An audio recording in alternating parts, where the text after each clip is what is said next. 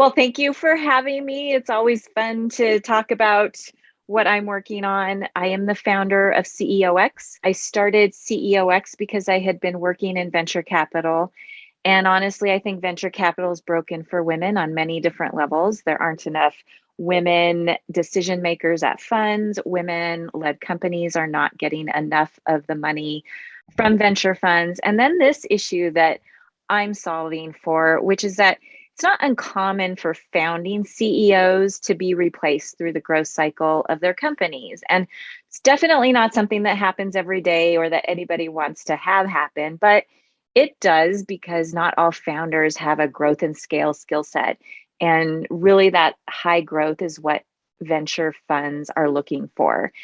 And because of that, they'll sometimes need to be replaced. And what I really found is that after watching this happen is like it was always men getting those roles. It really hit home when it happened to be a women's healthcare platform for tracking your fertility. And sure enough, they replaced that founder with a man.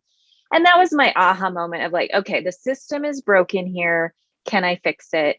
And as I dug in, I found that the traditional recruiting business model does not work well for these early stage companies and the funds that are investing in them, simply because these early stage companies don't have the funds to pay for the full services of an executive recruiter. So what I did was, okay, I'm going to be less of a recruiter and just more of a matchmaker. I'm going to go out and find all of these amazing women who would make great CEOs and have them in my database so that when these funds are replacing a CEO or smaller companies that are looking for new CEOs to replace themselves, that they can ensure women are being considered for these roles.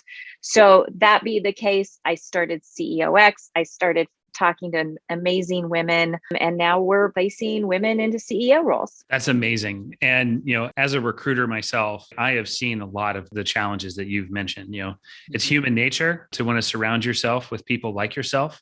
Yep. And unless you're made aware that that's what you're doing, yep, nothing changes. And that's I right. think, we had a client recently, was a SVP of business development in the biopharma space. And our client wanted to hire, prioritize us reaching out to women who are in the VP or level or above business development roles in biopharma. There are 5 like that had the skill set out of about 50 candidates that we were able to identify in the research. And I explained, I said, hey, if that's the case, I will contact these 5, but if we go one level below, it's going to be 50. We'll have 50 women to contact because the diversity initiatives, the awareness of the lack of female representation in BD roles became apparent maybe 2 or 3 years ago. I wasn't part of it, but you can see where women started to get into leadership roles at numbers that did not reflect 4 or 5 years before, where these 5 women came from. And so when I explained that, he goes, well, they don't have the right experience. I say, okay, do you want a woman in the role, or do you want to, hire for potential? And I convinced him. I showed him the data. I showed him the profiles, and he opened up the criteria for the potential that these women could have in the role, rather than looking for a lateral move. I'm always talking about hiring and searching for talent versus experience, because if you're just looking at experience, you're missing talent. Talented is evenly distributed. Yes. Experience and opportunities is definitely not. And so just looking for experience, you're going to miss out on some amazing people. You're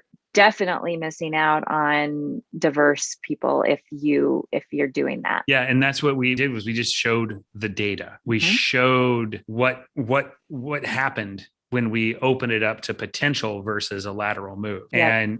And once we did that, it was like, absolutely, let's do it. There was an energy there, and that's been, very successful in helping us to broaden the aperture. Wonderful. That's what I talk to the VC clients that I have, because women-led companies are shown to grow faster, generate more revenue, use invested dollars to better effect. So there's a real economic reason that venture funds should be doing a better job of finding women to lead their companies. Well, and the other thing about that, I'm going to make an assumptive question. Okay. My assumption is that women are also much more mindful about building out diverse teams, either thought or ethnic or be it all three of those things. And that has been shown in HBR and McKinsey studies. The more diverse company is, the more higher performing they are. So is that part of the way reasons why female-led companies? You mentioned it already that you're right. Women-led companies have more diverse companies perform better. Typically, it's because they're able to solve problems for a wider assortment of people on our earth. They're not just solving for one vertical, one category of person. They're understanding the needs of all kinds of different people because they're getting the input from their employees that are experiencing that and living that life. And so when you can find and create solutions that are appealing to a larger segment of the population, you're going to make more money. Yes. And I was going to say employee retention is probably higher.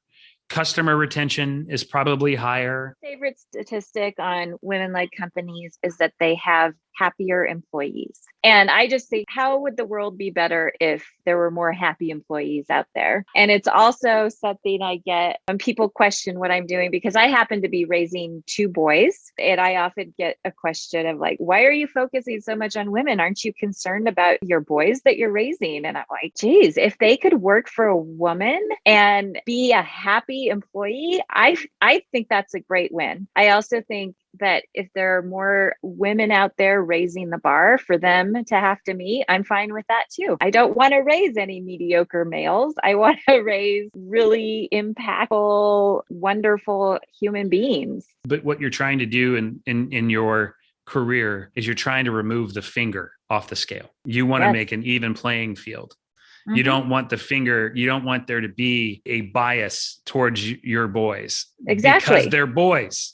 If we could all just understand what make great leaders and not have to pay attention to gender or anything else, but then we can get to the point where we really are hiring the best person and be confident in that and know that we're not overlooking some amazing talent. Yeah. What's funny, my daughter's now 8. I have one child. My daughter's 8. When she was almost 4, someone asked her, "What does your mom do?" "She works." "What's your daddy do?" "Cooks." And I'm also part of a group called Dads Married to Doctors. Mm-hmm. And our number one responsibility is to help men understand that it's okay that they're in a support role. Right. I think there is some conflict. You're going to make it harder for your boys to succeed. Mm-hmm. There's that idea that just because I'm going to make it a more even playing field, I'm ruining it for somebody else. There's also that psychological impact of, okay, maybe I don't have to be this uber masculine person that asks for a sandwich all the time. I think that when women are in charge and creating workplaces that are so much more flexible, the men also get to benefit from that, right? That means the men get to leave work at 3 to pick up their kids from school and go to their soccer games. It's not just the women's job anymore to do that. And I think that's huge for our society to have that flexibility, that tolerance in the workplace that allows us to be more present for our family, because ultimately that makes us more productive in our work. Yeah. And, our company, the last time we did the metrics, we were 61% female in the firm. And, we have a lactation room, and it's not a common thing in Nashville, let alone, Tennessee. We have flexible work hours. We have the flexibility that if you've got to work from home, if you've got childcare issues, you got, be home. If you got to come in late because you got to take your kid to the doctor, do it. So we have that kind of mindset, and we have always had that kind of mindset. And it's led to us having a very diverse employee base, higher than normal retention rates, and it makes it easier to recruit. I believe it. I should tell you the story of how I had to make my own lactation room when I was working back in the day. It ended up being in a not oft used parts supply room, and not exactly what you would consider a nice place to hang out and pump breast milk, but we made it happen. Jen at Stanford, she had to make a makeshift lactation room. Nope, we made a dedicated room. We brought in our pump that we had at home. And so it's still in there. And I've got the most comfortable office chair in that room. There's a refrigerator and a mirror. Evidently, you're supposed to have a mirror. I didn't get that. I brought in my own chair. There was no lock on the door. So I brought in like a panel, one of those trifold panels to set up in case somebody accidentally walked in, which of course happened from time to time. We do what we have to do and it works. I was at the time, I was just glad that I got a little space that was not in the bathroom. So that's great, because that's never fun. When it comes to when you first started and you started connecting with these, dynamic women, and how did you go about communicating in those connections? How did you go about communicating the value of what you were building and wanted to build? So in general, every woman I would talk to understood the problem and understood what I was trying to do. I also made it clear that I had no idea if it would work at the beginning. And I said, you might just sit here and not really hear much from me and not hear about opportunities, but this is my plan. And I've always been the kind of person that tells it like it is. And I was straightforward with what I was doing. And I think everyone appreciated that. At the beginning, I didn't really try to engage the women beyond just, I would meet with them. I'd get a sense of what they were looking for. I'd get a sense of their skill set and, obviously keep that all in my database. But then after several months of meeting all these amazing women, I was like, let's figure out how to bring them together. And so that's been the other part of CEOX, is bringing these women together and so that they can help each other. I've actually had 2 C-suite roles hired from women that met them through CEOX. And so they've just gone off and done that. The goal with the community is really to be that support structure so that when they are in these CEO roles, they have all these amazing women that they can tap into, whether it's for just networking and trying to find the right person to maybe answer a question or problem solving. And I find that networking part is the really fulfilling part of what I'm doing, because I get to talk to all these amazing women myself. I feel like I've hit the lottery every day when I get off the phone and I get to sit at dinner and tell my family who I talked to that day. And it's always like, oh my gosh, earlier this week, I got to talk to an executive at Pokemon. So talk about really being able to impress my 10-year-old. He was like, whoa, Mom. That's awesome. If you don't have the leadership mentors in your current opportunity, like my wife, as soon as she got to Vanderbilt, she had female leadership that was mentoring her. And that led to more confidence, in herself and her skill set. I'm glad you've built that. If there's someone listening, how would she go about getting in touch with you to join the network? Yeah. So first of all, she can reach out to me. Emails Luann at projectceox.com. If you go to my website, projectceox.com, you'll find contact information too. In general, most of the women are referred in by senior leaders who can say, yeah, I've worked with this person in the past. She would make an amazing CEO. So that's how I find most of the women. I'm not actually going out and trying to find them myself. And again, in regards to, I try to say the word connections a whole bunch so that if this becomes a really popular podcast, I want it to be a drinking game. Like anytime I use the word connections, connecting, you got to take a shot of something. In the office, it would be Sprite or coffee. But if they're listening at home, go ahead. What about young women that want to be a CEO or want to be an entrepreneur down the road?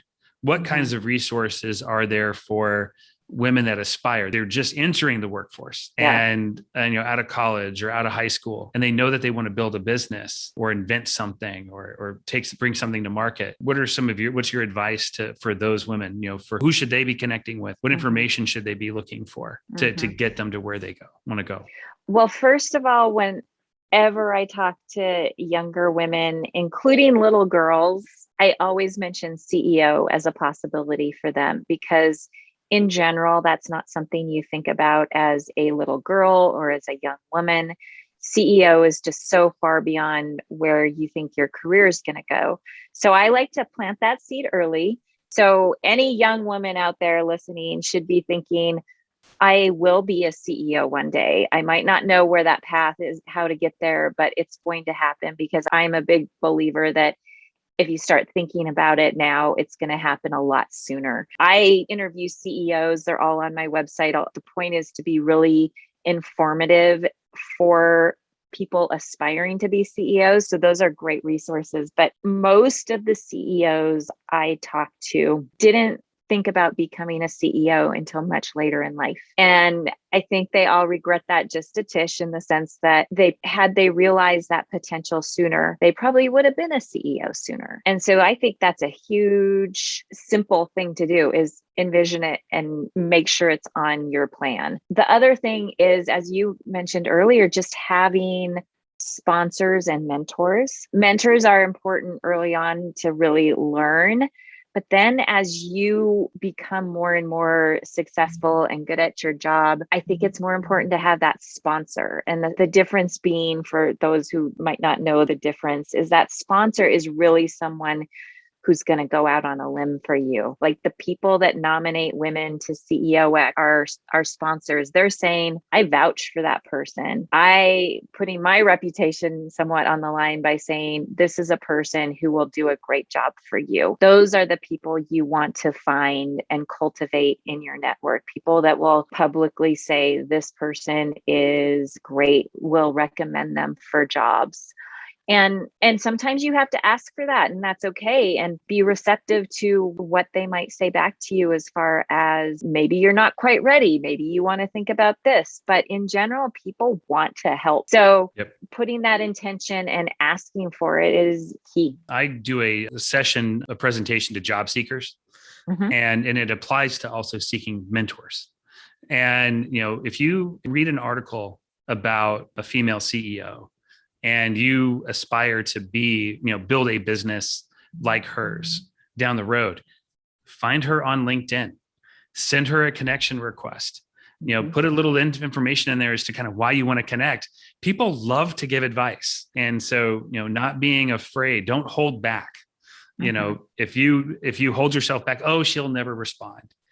She'll never respond unless you try. Like, right. Try.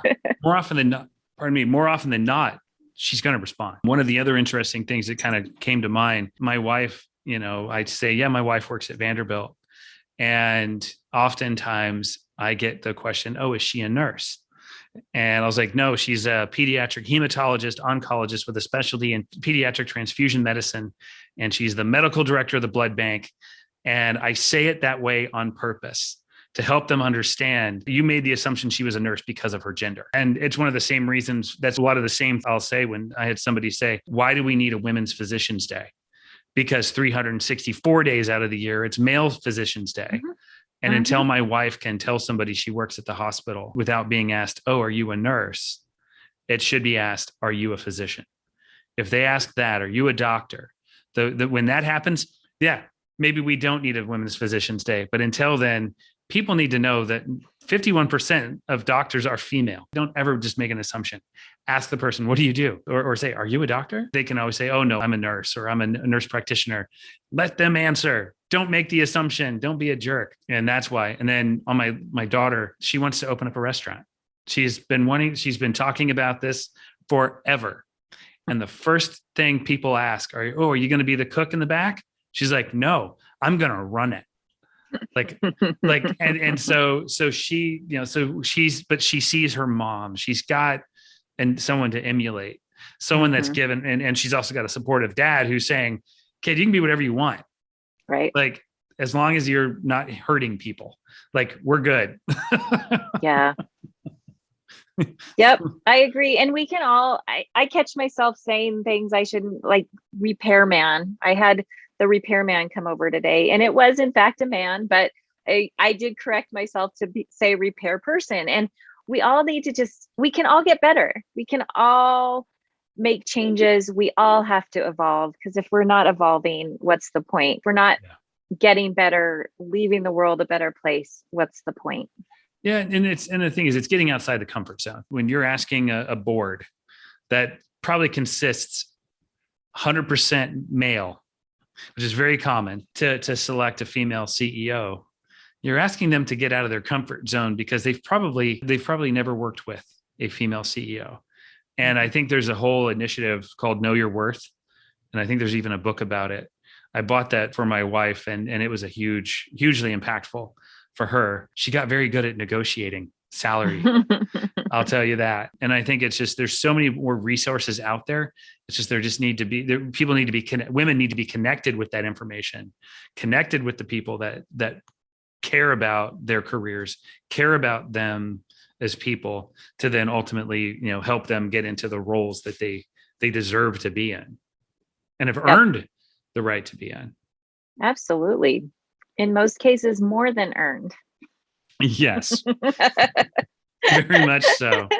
Very much so. Luann, I think we're bumping up on the 30 minutes now, but what I'd like to do is just kind of close, again, and love for you to just kind of reiterate how people can connect with you, how you'd prefer the connections. And thank you so much. Thanks for the fun discussion. I could talk about gender issues all day long, and I appreciate it when it's with someone like you. So thank you.